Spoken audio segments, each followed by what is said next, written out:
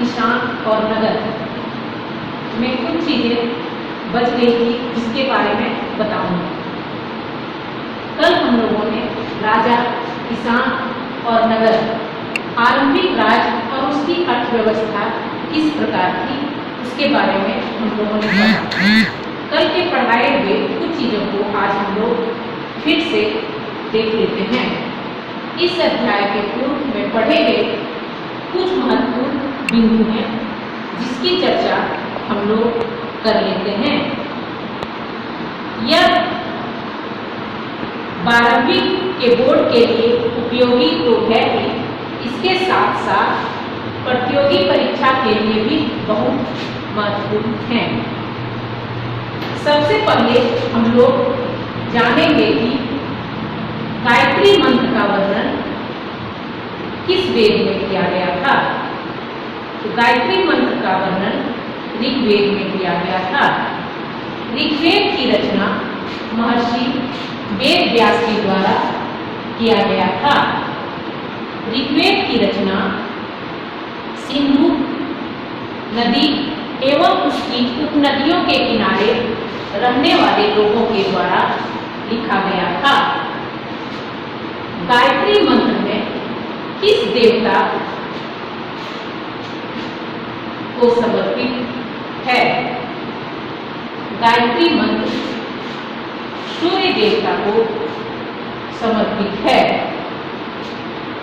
प्रियदर्शी एवं देव नाम प्रिय किस राजा के लिए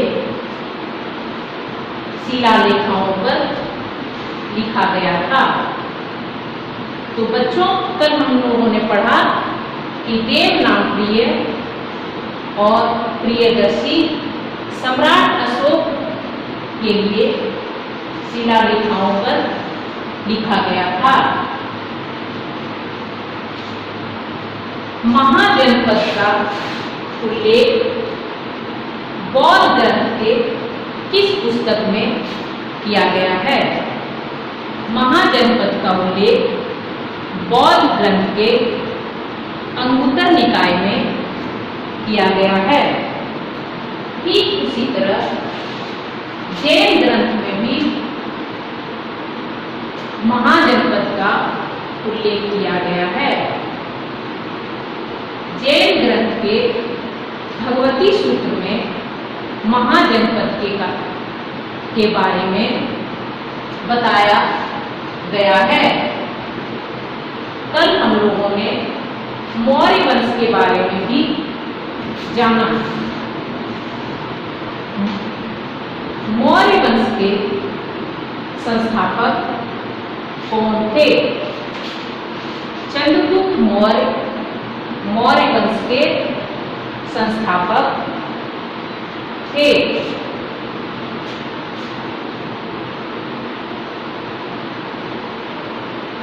चंद्रगुप्त मौर्य के प्रधानमंत्री का क्या नाम था? चंद्रगुप्त मौर्य के प्रधानमंत्री का नाम कौटिल्य था। कौटिल्य के अन्य नाम विष्णुगुप्त और चाणक्य जी हैं। कौटिल्य ने ही अर्थशास्त्र नामक पुस्तक लिखी। मगध वंश की राजधानी प्रारंभिक में कहाँ थी? मगध वंश की राजधानी प्रारंभिक में राजगीर थी। बाद में 4वीं शताब्दी ईसा पूर्व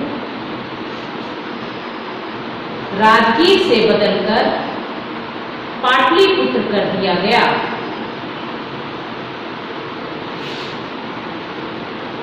इंडिका पुस्तक की रचना किसने किया था? इंडिका पुस्तक की रचना मेगस्थनीज के द्वारा किया गया था, जो सेल्यूकस निकेटर का राजदूत था। इंडिका में मेगास्थनीज ने भारतीय राजनीति के बारे में लिखा है। कल हम लोगों ने कुषाण वंश के बारे में भी जाना। कुषाण वंश के संस्थापक अपने नाम के आगे देवपुत्र की उपाधि लगाते थे।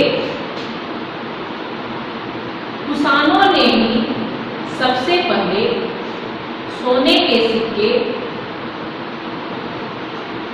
बनवाए। गुप्त वंश के संस्थापक कौन थे?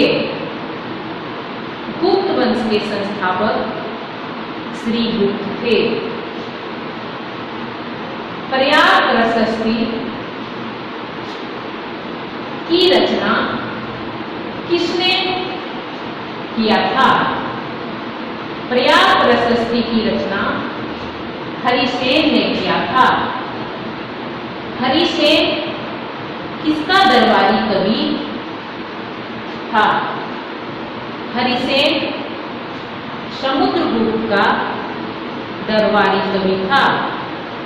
समुद्रगुप्त को भारत का नेपोलियन भी कहा जाता है।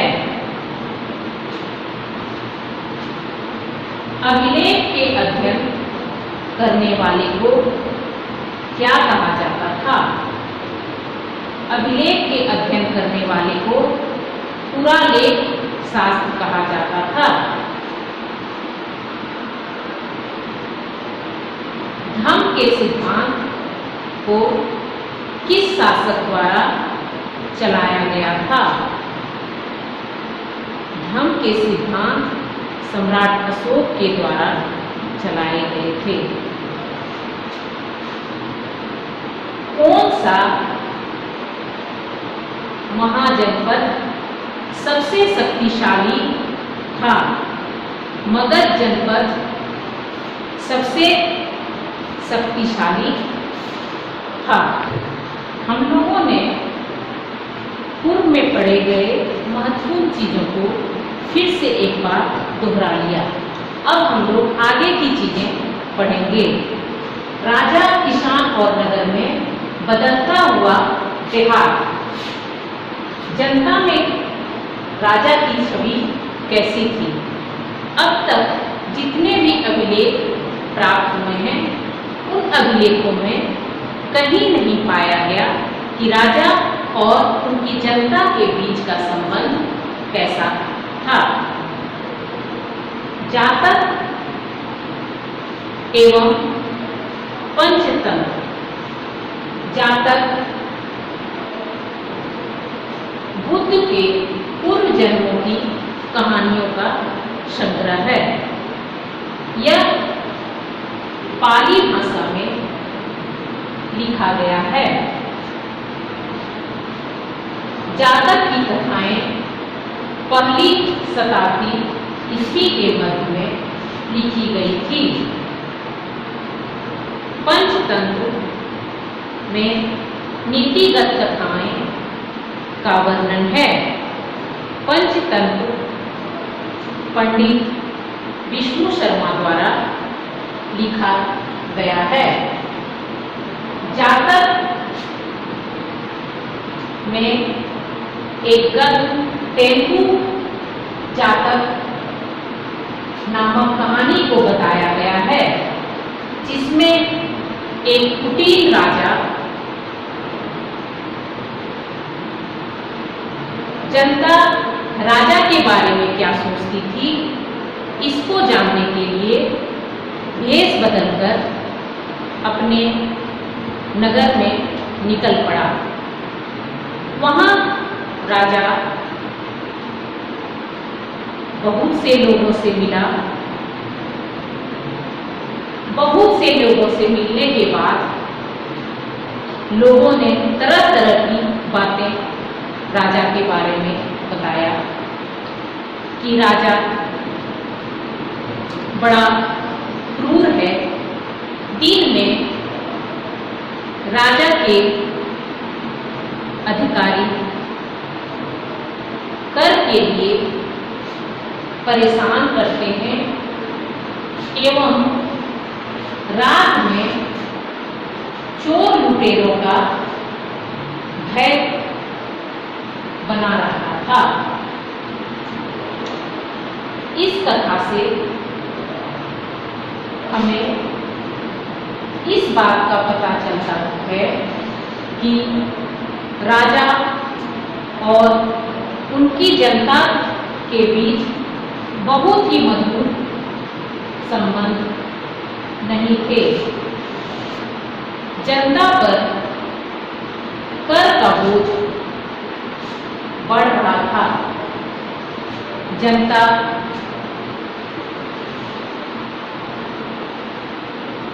गांव छोड़कर जंगल में घुस रहे थे और जनता कृषि की उपज को कैसे बढ़ाया जाए इसके बारे में विचार करने लगे। सुदर्शन झील गिरनार पर्वत पर स्थित है। दूसरी शताब्दी ईसा पूर्व में संस्कृत के एक पाषाण में इस अभिलेख के बारे में लिखा गया है। सुदर्शन झील का निर्माण चंद्रगुप्त मौर्य के राजपाल पुष्यगुप्त द्वारा करवाया गया था। जलाशय का अर्थ जहां जल का जमाव होता है। सुदर्शन झील एक कृत्रिम झील है।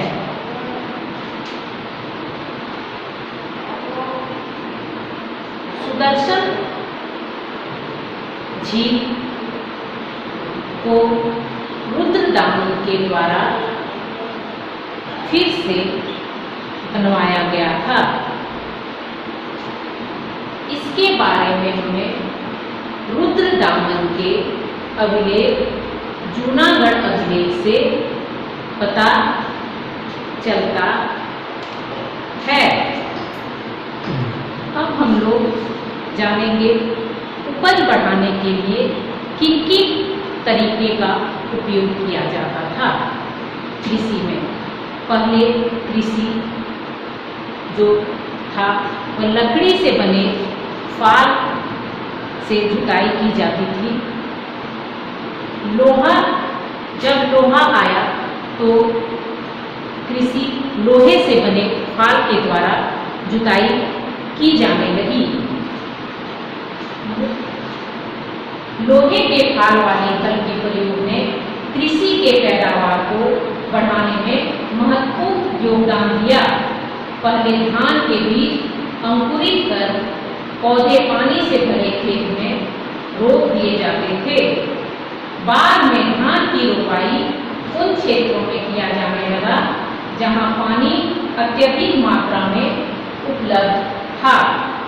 गंगा की घाटी में धान की बुवाई करने से उपज में अत्यधिक वृद्धि हुई। सिंचाई के लिए कुआं, तालाब, नहर इत्यादि बनाए गए, जिससे किसान मौसमी बरसात पर आश्रित न होके खेतों की सिंचाई कुआं, तालाब और नहरों से करने लगा। बुद्ध काल से मौर्य काल, मौर्य काल से गुप्त काल,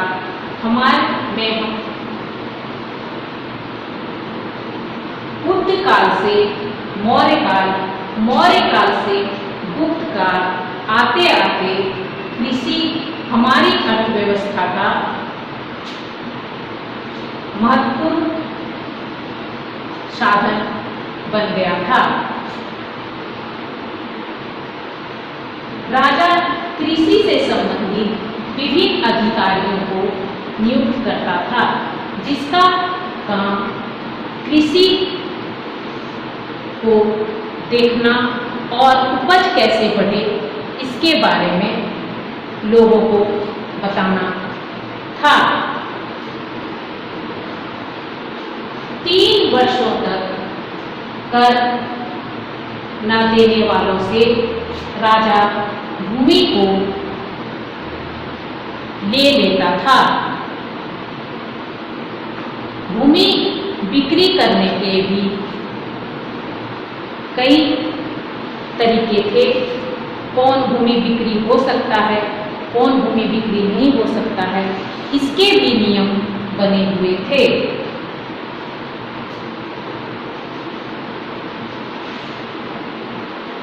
अदाई भूमि मृत व्यक्ति के बाद अदाई भूमि पर राजा का अधिकार होता था।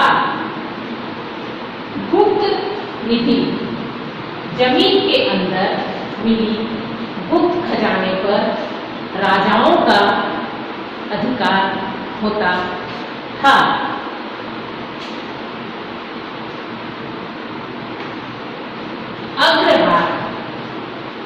अग्रहार मंदिरों एवं ब्राह्मणों को दिए जाने वाला भूमि होता था। इस भूमि पर किसी प्रकार का कोई कर नहीं लगता था। यह भूमि कर मुक्त होता था। इस तरह उपज कैसे बढ़ाए जाएं?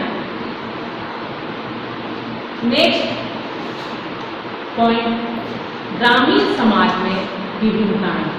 उपज बढ़ी, लेकिन ग्रामीण समाज में जो विभिन्नताएं थी वो बना ही रहा।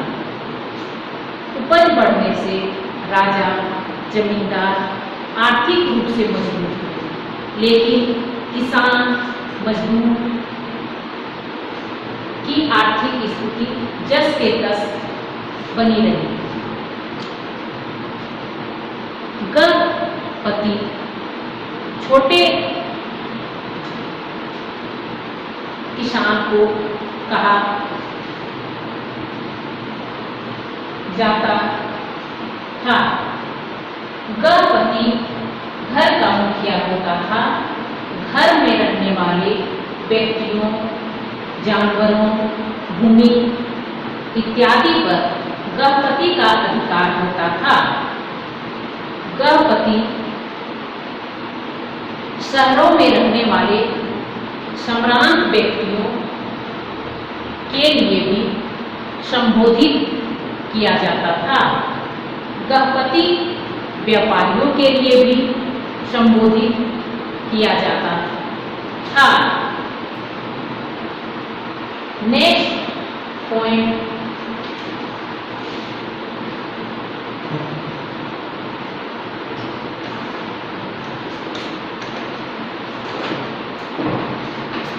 सीमाओं का महत्व। मनुस्मृति भारत की सबसे प्रसिद्ध विधि ग्रंथ है। विधि का मतलब कानून होता है। यह संस्कृत भाषा में लिखी गई थी। मनुस्मृति की रचना 200 ईसा पूर्व की गई थी।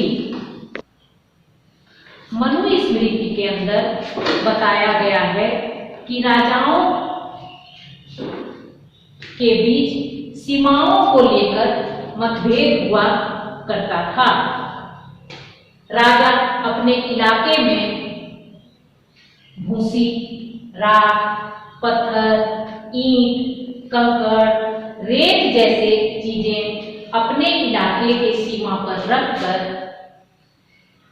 दें, ताकि दूसरे क्षेत्र के लोगों को पता चले कि यह सीमा किस राजा की है और युद्ध की स्थिति इस तरह राजाओं के बीच नहीं बनेगी और राजाओं में मतभेद भी नहीं होगा। नेक्स्ट पॉइंट, भूमिदान और नए सम्रांत ग्रामीण आता है।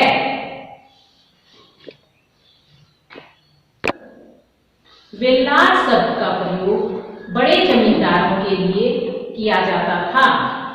हलवाहा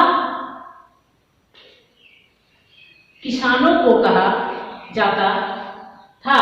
गृहपति घर के मुखिया को कहा जाता था। हर्षचरित वानभट्ट द्वारा लिखी गई पुस्तक है। इस पुस्तक में राजा हर्षवर्धन के जीवनी के बारे में विवरण किया गया है। वानभट्ट राजा हर्षवर्धन का राजकवि था।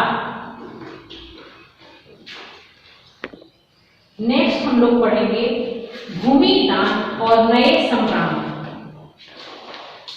राजाओं के द्वारा छोटे छोटे भूमि के टुकड़े किसानों को दिए जाते थे।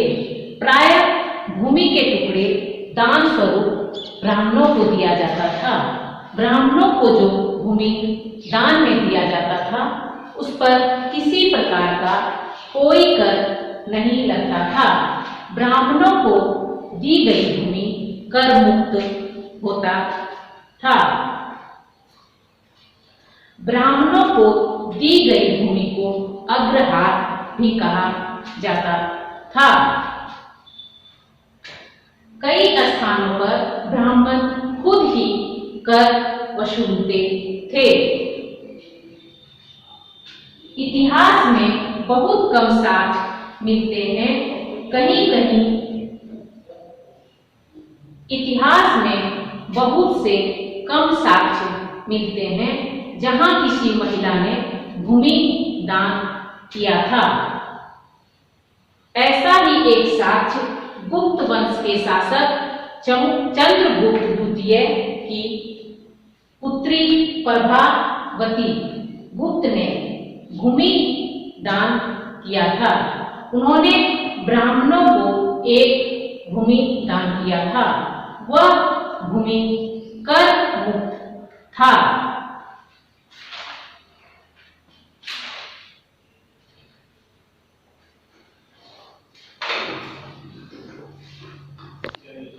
अब हम लोग नगर एवं व्यापार के बारे में जानेंगे। नगर में किस किस मार्गों के द्वारा व्यापार किया जाता था। पाटलिपुत्र जो मगध की राजधानी थी, वहां पर व्यापार जल मार्ग के द्वारा किया जाता था। वहीं उज्जैनी भूतल मार्गों को जोड़ती थी, इसलिए उज्जैनी में व्यापार स्थल मार्ग के द्वारा किया जाता था। मथुरा नागरिक, व्यवसायिक, सांस्कृतिक, राजनीतिक आदि के लिए महत्वपूर्ण थे।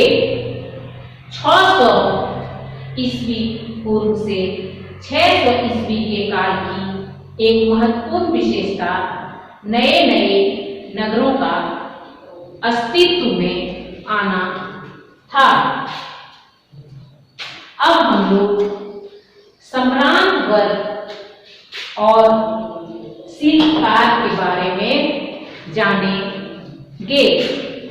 सम्रांत वर्ग और शिल्पकार शासक वर्ग और राजा किले बंद नगरों में रहते थे। जो ये नगर थे, इनकी खुदाई नहीं हो पाई थी हड़प्पा सभ्यता की तरह, क्योंकि हड़प्पा की जब खुदाई हो रही थी वह उस समय खंडहर में तब्दील था। किंतु इन नए नगरों की खुदाई इसलिए नहीं हो पाई क्योंकि यहाँ लोगों का निवास स्थान था। ये जो नगर हैं जिनकी हम बातें कर रहे हैं, चाहे वह हस्तिनापुर हो, पाटलिपुत्र हो उज्जैन हो या मथुरा हो, यहाँ पर आबादी है, किंतु यहाँ पर भी कुछ ऐसे साक्ष्य मिले हैं जिससे काफी जानकारी प्राप्त हो जाती है। इनमें उत्कृष्ट श्रेणी के मिट्टी के बर्तन और थालियां मिली हैं जिन पर चमकदार कलई चढ़ी होती थी। इन बर्तनों का उपयोग संभवतः राज परिवार के लोग किया करते थे। साथ ही सोने, चांदी, कांसा, तांबा, पीतल से बने अनेक वस्तुएं मिली हैं। यहाँ नगर को था तो श्रम में विभिन्नता भी पाई जाती थी। धोबी, नाई, बुनकर, लिपि, बढ़ई, कुम्हार, स्वर्णकार, लोहकार, धार्मिक गुरु, व्यापारी और राजाओं के बारे में भी विवरण मिल जाता था। कभी कभी उत्पादकों और व्यापारियों के संघ का भी उल्लेख मिलता है। व्यापारियों एवं उत्पादकों के संघ को श्रेणी कहा जाता था। श्रेणियां संभवतः पहले कच्चे माल खरीदते थे, फिर उनसे सामान तैयार कर बाजार में बेचा करते थे। शिल्पकार नगरों में रहने वाले लोगों की मांग को पूरा करने के लिए कई प्रकार के लोहे उपकरणों का प्रयोग किया करते थे। उपमहाद्वीप और उसके बाहर व्यापार कैसे किया जाता था, अब हम इसी के बारे में जानेंगे। उपमहाद्वीप और उसके बाहर व्यापार उस समय हम लोग जल मार्ग के द्वारा किया करते थे। रोमन साम्राज्य में भारत की जड़ी बूटियां, काली मिर्च, अनेक तरह के मसालों का बहुत ही डिमांड था। ये सारी वस्तुएं जल मार्ग के द्वारा भेजा जाता था और उसी जल मार्ग के द्वारा वहां से हम लोग सोना, चांदी इत्यादि चीजों को लाते थे। उस समय जलमार्ग के द्वारा ही व्यापार किया जाता था। व्यापार में ये लोग नमक, कपड़ा, अनाज, धातु इत्यादि चीजों का आयात एवं निर्यात किया करते थे। अब हम लोग सिक्के और राजा के बारे में जानेंगे। सिक्के का क्या महत्व था और किन किन राजाओं ने सिक्के का निर्माण कराया। सबसे पहले हमें आहत सिक्के मिले हैं, जिस सिक्के को चांदी एवं तांबा से बनाया जाता था। इस सिक्के की कोई आकृति निश्चित नहीं थी। इन सिक्कों पर शंख, यज्ञ वेदी, मछली इत्यादि के चित्र बने हुए थे। कुषाण शासकों ने सबसे पहले सोने के सिक्के बनवाए। मौर्य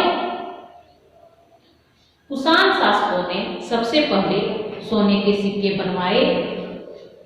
गुप्त शासक के काल को स्वर्ण युग भी कहा जाता है, क्योंकि गुप्त शासक ने सबसे अधिक सोने के सिक्के बनवाए।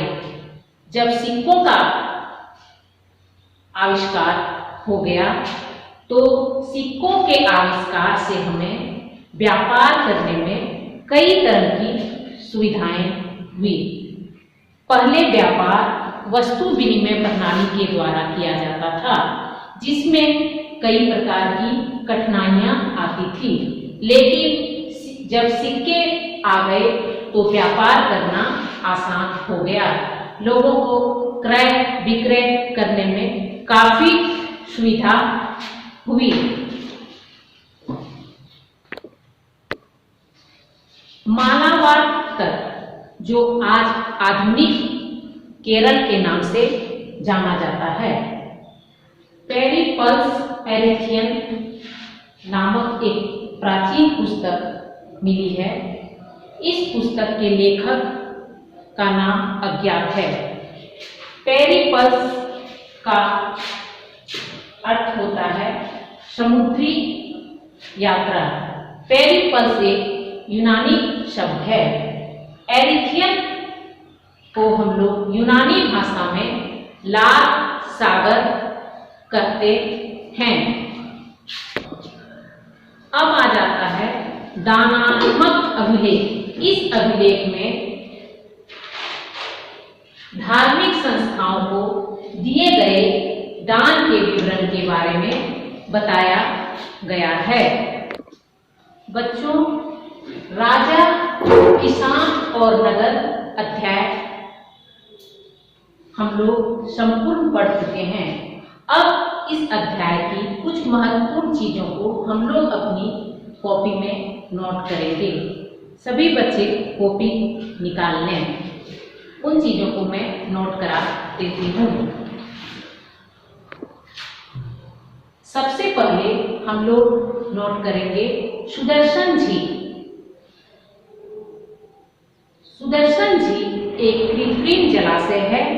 इसका निर्माण चंद्रगुप्त मौर्य के शासक, चंद्रगुप्त मौर्य के राज्यपाल पुष्यगुप्त ने किया था। यह गिरनार पर्वत पर स्थित है। शक शासक रुद्रदामन के द्वारा सुदर्शन झील का मरम्मत करवाया गया था। इसकी जानकारी हमें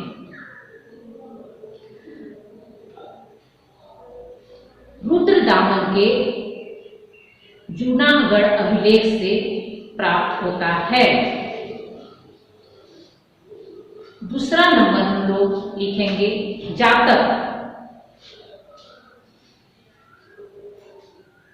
जातक भगवान बुद्ध के पूर्व जन्मों की कथाओं का वर्णन इस पुस्तक में किया गया है। यह पाली भाषा में है। इसमें लगभग 600 कहानियों का संग्रह है। 300 ईसा पूर्व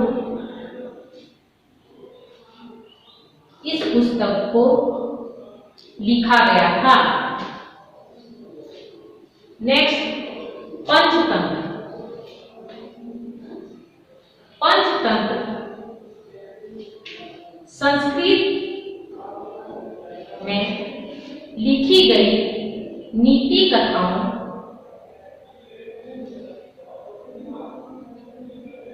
का वर्णन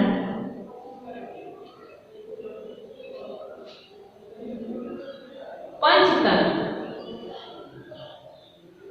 संस्कृत की नीति कथाओं में पंचतंत्र का पहला स्थान है। यह संस्कृत भाषा में लिखी गई है। इसकी रचना 3री शताब्दी ईसा पूर्व पंडित विष्णु शर्मा के द्वारा किया गया था। नेक्स्ट हम लोग लिखेंगे मनुस्मृति क्या है। मनुस्मृति की रचना मनु के द्वारा की गई थी। हिंदू धर्म का यह सबसे प्राचीन धर्मशास्त्र है। यह उपदेश है जो मनु के द्वारा ऋषियों को दिया गया। भारत में वेद के बाद सर्वाधिक मान्यता और प्रचलन मनुस्मृति का है। इसमें चारों वर्णों, 16 संस्कारों,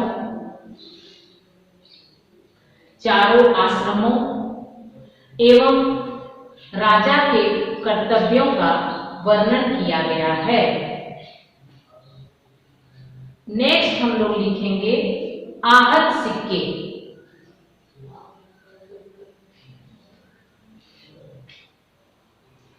आहत सिक्के धातु के टुकड़े को पीट कर बनाया जाता था। इन सिक्कों पर पेड़, मछली, शंख, यज्ञ की वेदी इत्यादि के चित्र बने होते थे। इन सिक्कों का कोई नियमित आकार नहीं था। नेक्स्ट हम लोग लिखेंगे गृहपति। गृहपति घर के मुखिया को कहा जाता था और घर में रहने वाले महिलाओं, बच्चों, नौकरों, दासों आदि पर गृहपति का ही नियंत्रण रहता था। घर, भूमि, जानवर या अन्य सभी वस्तुओं का गृहपति ही मालिक होता था। हर्ष चरित्र वान भट्ट द्वारा लिखी गई पुस्तक है। इस पुस्तक में वान भट्ट ने हर्षवर्धन के जीवनी के बारे में लिखा है। हर्षवर्धन का वान भट्ट राज कवि थे। हर्षचरित्र संस्कृत भाषा में लिखी गई है।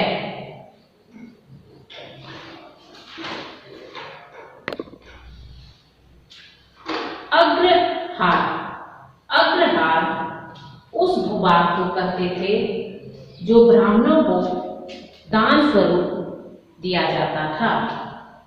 इस भूभाग पर किसी प्रकार का कोई टैक्स नहीं लगता था। अब हम लोग नेक्स्ट लिखेंगे मुद्रा शास्त्र। सिक्कों के अध्ययन को मुद्रा शास्त्र कहते हैं। इस प्रकार बच्चों, हमने राजा, किसान और नगर में बहुत चीजों को जाना और सीखा। आज हम लोगों ने इस चैप्टर में पढ़ा जनता और राजा के बीच का संबंध कैसा था, जातक में किस चीज के बारे में वर्णन किया गया है, ग्रामीण समाज में किस किस प्रकार की विभिन्नताएं थी, भूमि दान और नए सम्राट ग्रामीण, नगर कैसे थे और नगरों में व्यापार कैसे किया जाता था, उपमहाद्वीप और उसके बाहर व्यापार किस प्रकार किया जाता था। इस तरह आज हम लोगों ने बहुत चीजों को सीखा और जाना। अब बच्चों, मैं आप लोगों को गृह कार्य दूंगी। तो गृह कार्य में बच्चे NCERT बुक अध्याय 2 राजा, किसान और नगर को पढ़ेंगे लाइन बाय लाइन, और लाइन बाय लाइन पढ़ने के बाद बच्चे इस अध्याय में कौन कौन से सवाल बनते हैं, उस सवाल का क्या उत्तर होता है, जिनको कहीं कठिनाई होगी वे उसे अंडरलाइन कर लेंगे और दूसरी कक्षा में मुझसे पूछेंगे। धन्यवाद।